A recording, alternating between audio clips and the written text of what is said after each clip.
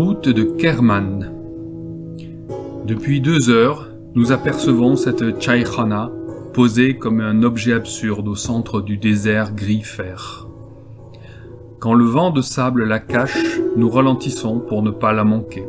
Puis, la vue se dégage et on la retrouve qui navigue à des lieues devant nous. Mais, si lentement qu'on roule, on l'a rattrapée tout de même vers 11 heures du matin. Une coupole de terre sèche, d'un galbe parfait, dont l'intérieur noirci de fumée reçoit un peu de lumière par un trou percé au sommet.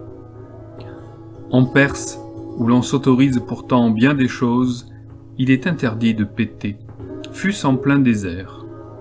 Quand Thierry, qui somnole sur le bas flanc, à demi gâteux de fatigue, enfreint cet usage, la patronne se retourne comme une vipère et le menace de l'index. C'est une vieille coquine osseuse et sale qui va et vient dans sa cambuse, 2 énormes matous sur les talons, et chantonne d'une voix rauque en attisant le samovar. Le thé servi, elle s'étend sur le dos et se met à ronfler. Quant à son homme, il dort contre la porte, sous un drap constellé de mouches, confit dans l'odeur de l'opium.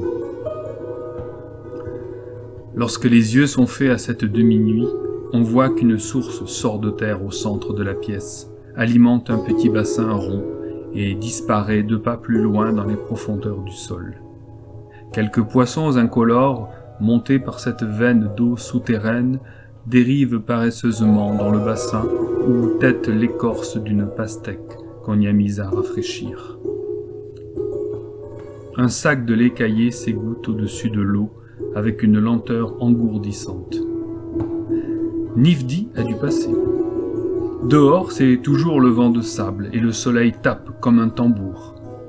Il faut attendre. Nous ne pouvons pas rouler avant 5 heures sans risque de faire éclater nos pneus. De temps en temps, un des poissons saute pour gober une mouche avec un miraculeux plop lacustre qui nous renvoie loin en arrière dans nos souvenirs.